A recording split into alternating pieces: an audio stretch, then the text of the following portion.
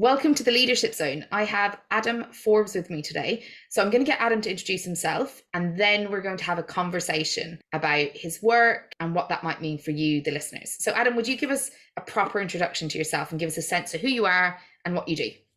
Sure. Thanks, Sheila, for having me here. I'm delighted to be on your podcast. So my name's Adam Forbes. I am, 20 odd years in corporate careers, and I am now an author that writes about my experience in corporate careers and particularly about how to escape that corporate career. So take all the amazing things that you've learned in your corporate career and package them up in a way that enables you to create a life that might serve you a bit better. Yeah, I'm taking my experience, turned it into a book and some coaching, and I now help other people prepare to leave their corporate jobs and find something a bit more fulfilling.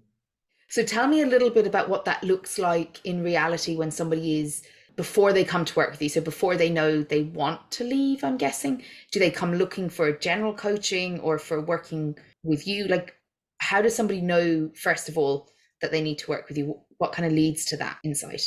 Well, most people have probably found me through the words corporate escapology, which kind of gives it a bit away about what I'm really talking about. So not general coaching. I'm not a coach, accredited coach. I do a bit of mentoring and I use some of the coaching principles. But really, what they would typically be looking for is escape, is an exit, but they may feel trapped. And being trapped, I think, is one of the worst feelings. I mean, I get very kind of claustrophobic myself, and I've felt that feeling of claustrophobia when you're in a job that is no longer the right one for you. So many of those people may be feeling like they have no choice, but they have to carry on doing the job they want to do. And I think that's a very sad place to be for something that takes such a big part of your life and actually starts to define you too. So I'm all about trying to kind of reverse that feeling of being trapped and instead help people find a pathway that might suit them better, but without taking some of the risk. So I think lots of people come to me thinking, I want out, but it's too risky. I've got responsibilities. I've built up a reputation. I've got people depending on me now. And the idea of just jumping out of all of that is terrifying. And I totally empathize with that. I couldn't do that myself when I was wanting to leave. I had those responsibilities. I felt like I'd built a reputation and a track record that was kind of important to me. And my identity was quite tied up with the corporate career I've built up too. So I identify with all of that, but I still think there's a pathway out. And really, I hope they will come to me because they think I may be able to help unlock some of that thinking and help them prepare. I see a couple of different things. So one thing is somebody who you kind of mentioned their identity is wrapped up in kind of the corporate world, but I would even go a step further that their ideas of success are only in the shape of corporate success. So if I say like, what's success to you, they tell me about what success for their company might be, or their success is related to succeeding at a type of company in a type of way. And then equally, I see people saying, I want to get out. And other people say, I could never do that. I could never be that person. I'd rather be this person or do this job. What do you think, though, leads to people getting to a place where they say, oh, I need to escape. I need to leave. This is not what I want. Like, how do you think they get there? I find that really interesting. Nobody talks about this. That's why I find it interesting. Nobody talks about how we could succeed and get to the point where the thing we think we want could be so unsatisfying and feel so trapping. So I'm really curious about that. Yeah, I mean, I think partly it's because we sort of jump on, conveyor belt quite early on in our lives, through education and then going into a career.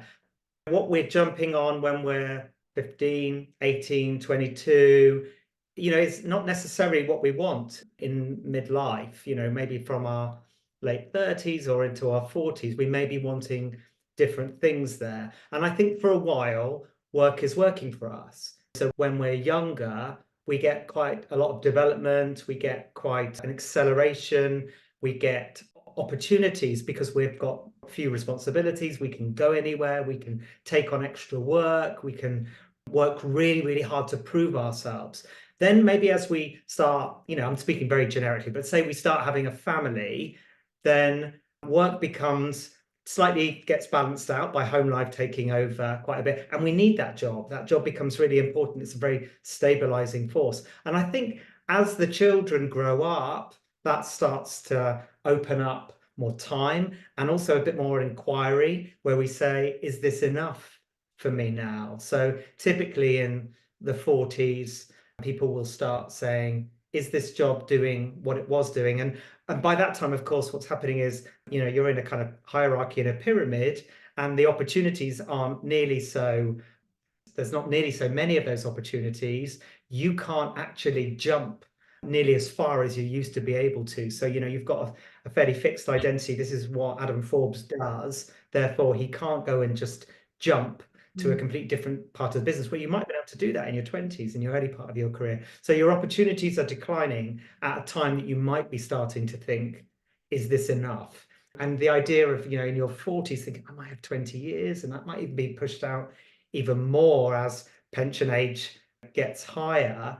You might start thinking, I can't do this for another 20 years. It's too long. I mean, given that, you might have been at university, that when you look back 20 years, the idea of looking forward 20 years and thinking, I'm going to do this, it's not satisfying for everyone. Some people it is, some people absolutely love it. And some people also have got a really great balance in their life where they see work as just a means to an end. They've got a really rich life outside and they think this work is just funding that. And that's quite a healthy balance there. But it's when you've given so much to work, it's taken over a sort of disproportionate amount of focus and attention and energy and identity, that actually if that starts to not equal what you want, then I think it's inevitable you'll start questioning it and maybe start getting a bit unhappy too. That's a really interesting answer, because one of the pieces of research I saw recently was around how our happiness drops at, I think, about 40 to 55 roughly timeline, because you've strived up until that point. At that point, your life looks like what your life looks like. You have an assessment kind of where you've got to, the fantasy of where you were working towards. You might be there, you might not, but it's still just reality in its kind of most normal, ordinary form, that might not be enough anymore. And I think that that's a really interesting one, timeline. And also, like you said, lifestyle. So if you've had kids, if they become your priority, if you don't have kids, but your peers do, suddenly, like around the kind of 40s is quite a extensive change of lifestyle for people for lots of different reasons. And I think that obviously has an impact on their relationship with work and the purpose of work. But it is interesting what you're saying around the purpose, because, in the 90s, your identity around work was closer to money. So it was closer to, do I earn enough of a salary to have my life, right? And then kind of late 90s into the noughties, we see a shift to social work, where we see like people spend more time at work. We see like the big techs coming in and making it easier to be at work, that you don't have to be at home, your food is cooked, loads of different shifts. And then titles upon titles become much bigger than they used to be. So titles were just, you either managed or you didn't. That it was like almost, quite simplistically, but it was almost as simple as that. You were either a manager or not. Whereas now there's the manager, the supervisor, the leader, the VP. There's just title upon title, which is designed to give a sense of authority and purpose and importance. But it's really interesting then what that does to your own identity that exists outside of work, and where work then becomes maybe a place of being seen and not just a place of contributing or doing work, but being important and, maybe being unchallenged, maybe getting to express yourself, like loads of different pieces. So it does change, therefore, the expectation. And I'm hearing quite a few people talk about generational differences. I'm particularly not a fan of how we're currently talking about them, because people say like, what do Gen Z want? What the millennial, like this is kind of like derogatory idea that all generations in some way are negative. Like we don't talk about generations in a very positive way generally, for some reason I still don't know. But there is a piece about where we see the expectations of generations are changing. So what would have previously been important, such as the organization was a stable organization or was a good brand or had good benefits, now people are like, yeah, but what are they doing with inclusion and diversity? What are they doing with social responsibility? What are they doing with climate? There's this expectation that didn't exist because it's so much closer to people's identity now, the identity of the organization. And and that kind of mix up. So I suppose it's interesting because I see why organizations have leveraged it, because it's allowed them to optimize performance and loyalty and these things. But also there's a shadow side that we don't often talk about, which I think is where people see themselves through the lens of the organization. So not just seeing that they contribute, but now I view myself through the lens of the organization. So how the organization values people, values the work I do, does different things. And I think it's leading to a lot more, like we used to joke about midlife crises, but it's not leading to those, it's leading to actual reflections on work. And I think COVID helped us with that as well. It's prompted this, why do I go to work really, conversation. Definitely did. I think, you have those moments where you pause, don't you? And we have space to think, is this enough? So, I mean, COVID, I think incontrovertible, it was one of those moments where you just step back. And of course, it was existential as well, because around us, people are actually not surviving through it, dying through COVID. So it makes you really think, is this enough? But I think it was interesting you used the word shadow, because I was thinking you said shallow to begin with as well. Oh. And there's an element of all of these values programs, the D&I programs, the purpose programs, unless they're really, really authentic and really deeply felt and therefore demonstrated by leaders like really consistently and totally, which is probably unrealistic of just human beings, then in some ways it's worse. It's the higher expectation than it was just to be paying somebody money and just getting a kind of some hours for your money. Now I'm expecting all of this from work. And so I think the expectation is just unrealistic, probably. For example, when I was in my old job, I used to work for BP, which is a controversial company. And they had, of course, had a team looking at purpose. And I really, really struggled with it. I remember desperately trying to connect what I did on a daily basis with the company's purpose. And the company's purpose is at this sort of level, and here am I at this level, and how am I connecting these two things? And I found it really, I felt like it was incompatible. What I was doing felt like slightly linked, but just not enough. In some ways, it undermined a sense of purpose. When I left, I suddenly felt liberated, like actually my purpose, I can craft it myself. And I found it much easier to define, embrace. I found it much less, I didn't expect so much of myself or so much out of the purpose as I was expecting either. So I think some of these things set us up to be disappointed in a way, because they are shallow, they aren't practiced as nearly as much as people need them to be to really believe in them and have faith in them, foundational, rather than just a bit of a reaction or a bit of kind of greenwashing or whatever else it might be. And I think some of these expectations, they also make us at the moment skeptical and question, is this right? Is this enough? And I saw this stat the other week around, I don't quite believe it, and I also don't quite think everyone chooses to be a freelancer. But in this case, it's like half the people are freelancer, or getting on for half the people are freelancing.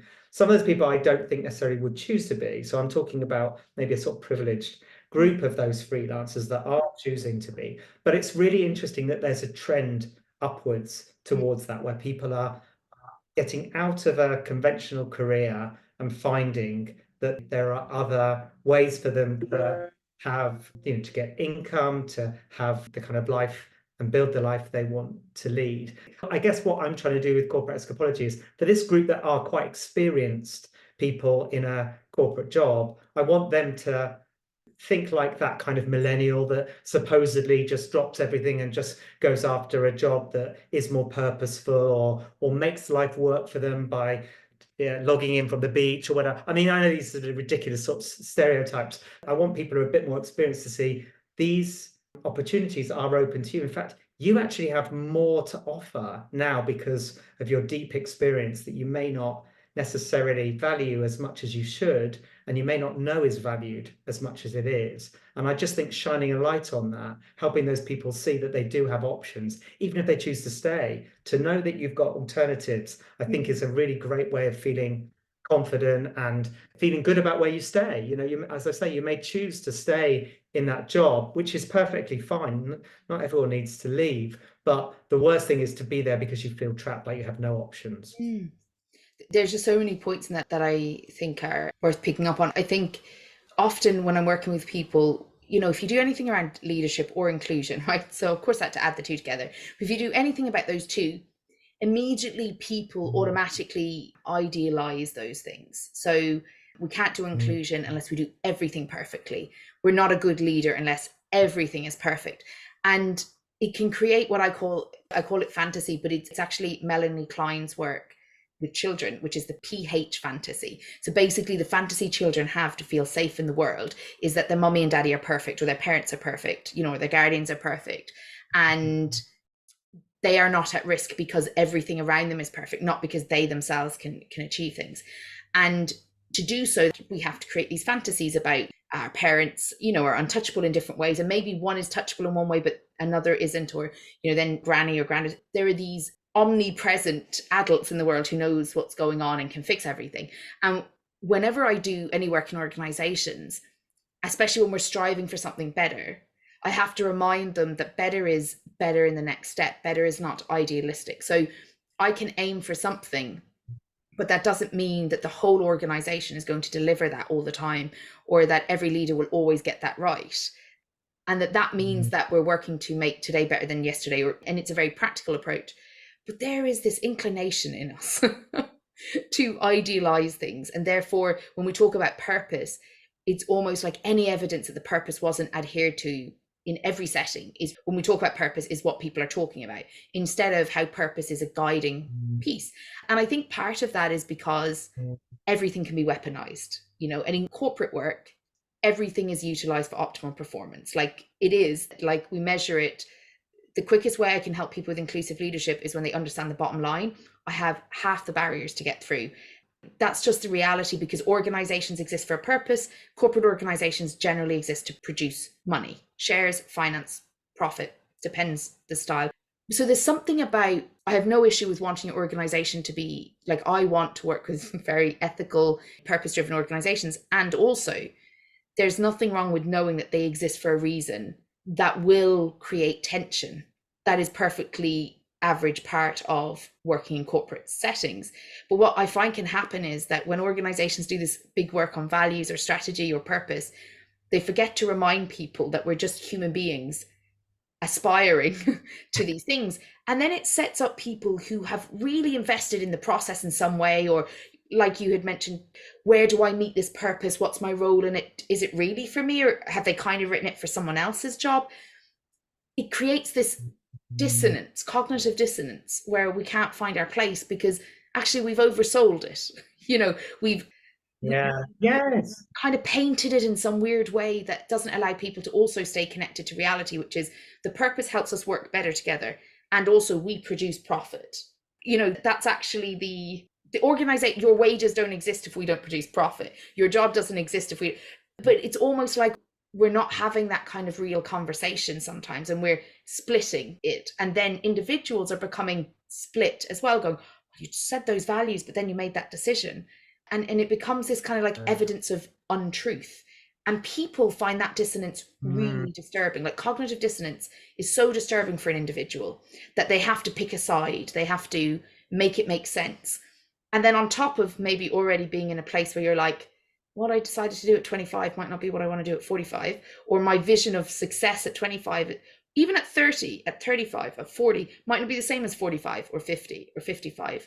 We don't really have it inbuilt into our corporate cultures to check that, to stop and normalize the fact that actually I got here because I happened to be good at something, or happened to getting promoted, or I pursued promotion in some way.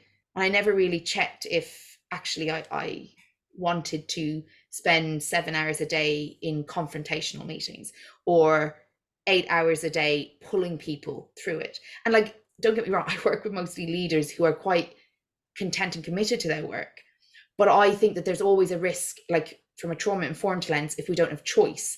And I find the most harmful person in the organization is not the person who hates it, it's the person who doesn't think they have a choice to be there.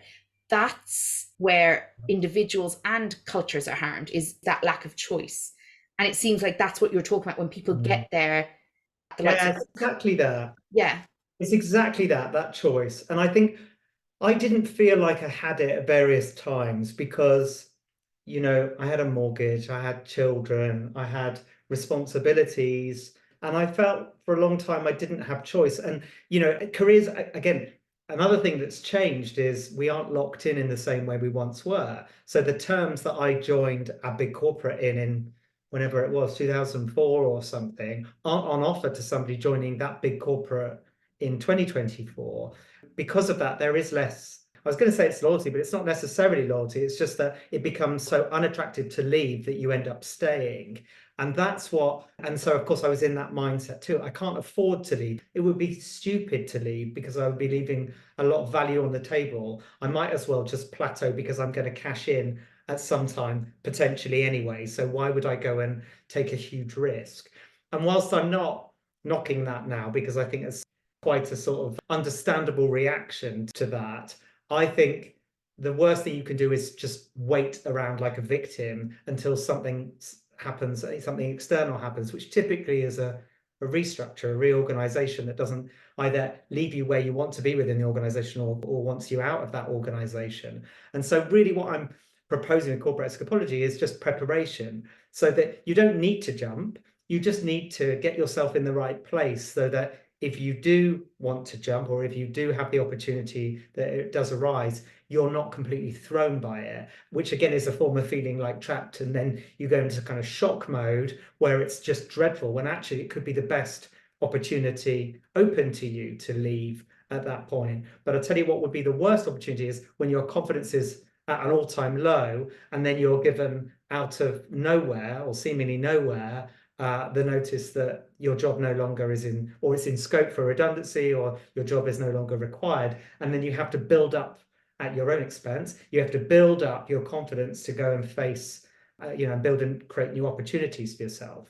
Because I saw people like it, I saw myself like it to a degree, is try to help people prepare so they're not forced into that sort of victim position. And again, it's all linked this because if you have a very healthy balance with work and you recognize it is just part of your life, it's a means to an end. It's, yes, of course, it does create some of your identity and purpose because it's a big part of your life. It needs to, but it's not everything. And as long as you get those things in balance, if a shock happens or you get really destabilized somewhere, you find yourself doing something you don't want to do, you're in a much better situation to be able to look at that more objectively and say, that's not for me anymore. This is the time that I'm going to exit. And I'm not exiting from a point of low confidence. I'm exiting from a point of high confidence because I recognize the capabilities and skills and experiences that I've developed whilst I've been in this career. And I'm now able to put those into a new formula that will create the next part of my life. And that's really what I'm trying to help people with so that they don't feel victims, they don't feel trapped, because I don't think they need to.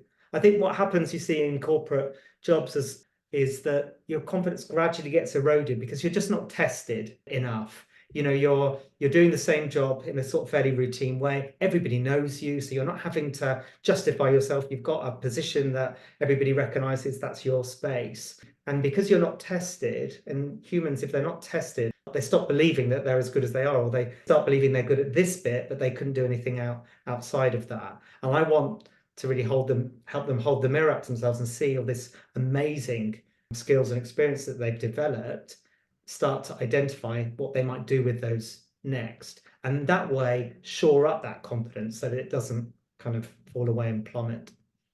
Brilliant. That sounds really good. It's definitely worth kind of thinking about. So tell us a little bit about, I know you have a book coming out, and where can listeners come and find you to be able to follow up and have a chat, but also to see some of your work?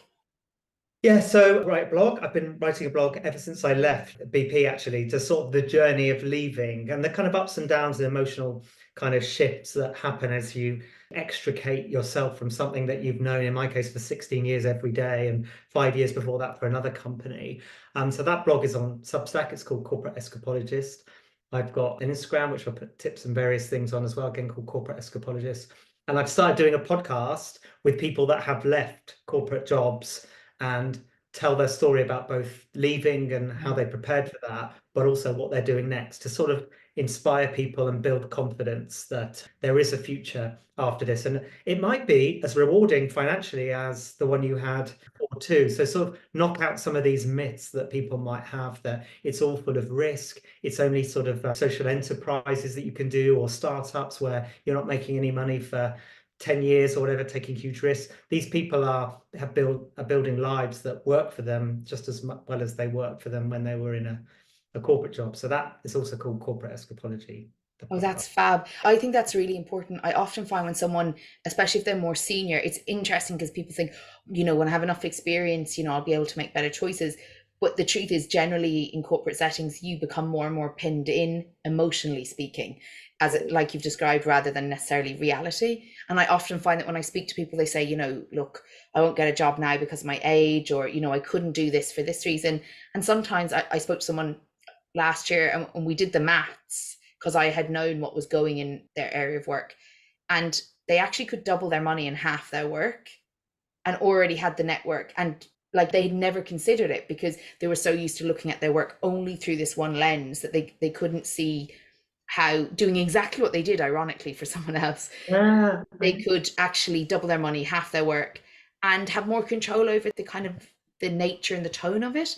And that was simply because they only knew what they knew. And that's where I think work like what you do, Adam, is really important because we only know what we know. And unless you are touching loads of different areas, it's very hard to see how your work, A, is transferable, or how people doing your actual work can support themselves in different ways. And I find it really, really interesting, that difference. And I often say that I have consultant friends or colleagues, and when a company asks them to go internal, there's kind of a bit of a joke, like you get the security, but you'd be paid less to do more. And it's not inaccurate. I've yet to see the opposite of that. But there's something about kind of understanding that there is a world of things working outside of your understanding, especially if you spent a lot of time in corporate settings, because it's usually kind of a very linear approach that's understood. But that's not the only approach that's being used. And that's not the only approach that supports people. So I think it's a really good piece. And when does your book come out? So it comes out in July, which is still quite a way off. So I've got a bit of work to do to promote the book over the next 6 months or so. But yeah, I'm doing some coaching alongside there. And the book is a very practical book. I've deliberately made it. I read so many books all the time in my corporate career. I was constantly getting books, whether it was on purpose or strategy or how to develop some capability, and they'd go in one ear, go out, especially with the Kindle. And so I decided I was going to make this a really practical book to encourage people to write in it. So it's got lots of little tables and templates and just to scribble notes in as you work through each of the sections. Because what I observed the more I talked to people was that there is a sort of method for getting prepared. First, you have to sort of disentangle yourself, detach from the corporate life, because we've got that identity. We only see that one pathway as this is the only thing I can do. So you have to do a bit of work to detach. Then you have to audit yourself. Then you have to really understand yourself in a much more holistic sense than just the job description and the role that you currently do. Then you have to look at options. And just to your point, okay, well, I can see I could do a job in another company like this, but actually there are a whole load of other ways that you could still use your skills as a coach, as a consultant, as an advisor, sitting on a board, whatever it might be. So there's something there about exploring options. And then it's about the exit. And there's gaps that you will have. You need to work on those gaps. Network is usually one of the big ones that corporate people struggle with. But ideally you start building that network before you leave. But identity, you need to do some work on that. And you may have some capability gaps too. You may need to get some kind of experience or qualification or something to do what you want to do outside of that corporate context. And then the last bit is really just sustaining that. So how do you sustain leaving? And how do you know that you've built a better life because of that, rather than just wanting to flip back, which is the tendency whenever you go through wobbles. So I just started observing people had gone through the same kind of approach when they had left, and I thought, well, I'll write this up and I'll share that, and hopefully it will help people. So that's really what the book is, that sort of practical way through that method. Anybody listening can pre-order it as well, because it is, yeah, it's on Amazon already, actually. Yeah, so that's excellent, and the cover is fabulous. I love it.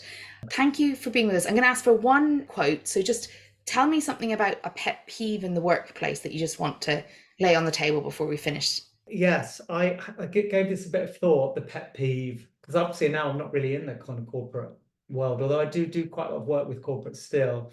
But the thing for me is the non-decisions. That's the pet peeve. You know, the things where you'd go into a room and you would be looking for a decision, and you'd walk out and you're like, it wasn't really a no, but it wasn't really a yes either. And that sort of malaise that goes on in corporates where people are just sort of like working in this ambiguous space where they're not really sure. And of course, what happens then is if you say, right, I think it was a yes, and you go ahead with it, and it's a success, that it was always clear that was a decision you were given the approval. But if it was a no, then you're hauled up because you approved that. And it's really a result of a lack of leadership there by not being clear enough.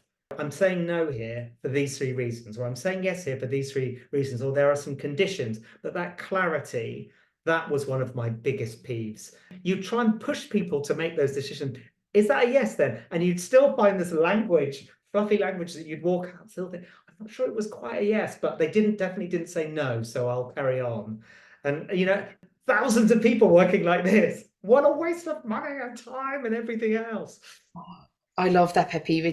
It's so funny because then you also spend your time trying to read between the lines, and you don't Yeah, know what the lines are unless you're really familiar with that exact environment. Those lines are different in every single organization. So you're like, oh, that was a dare you to do it. That was a we have your back. That was a oh, we don't care. That was a not right now. That was a we can't tell you the thing. It just the lack of decision means so many different things in different that's right. settings. And it creates frictions. It Oh, stops progress. It's so painful. And I think startups who I work a lot more with now, they don't have that. There's a directness about things. No, you are not to work on that. And I think that is helpful. People like clarity. I like to know where I stand. Okay, if I'm not doing that, then I'll go and do that instead. Is that all right? Yes, fine, do that. That's how you would work if it was your own business. You wouldn't let people just waste time and waste your money if it was your own business. And I think the more we should think like that, really, as leaders in corporates too. excellent. Thank you so much for joining us. And all the links below so everyone can follow you, get the book on Amazon, pre-order it, and keep up to date on Instagram. So thank you so much for joining us. That was I really enjoyed helpful it. chat.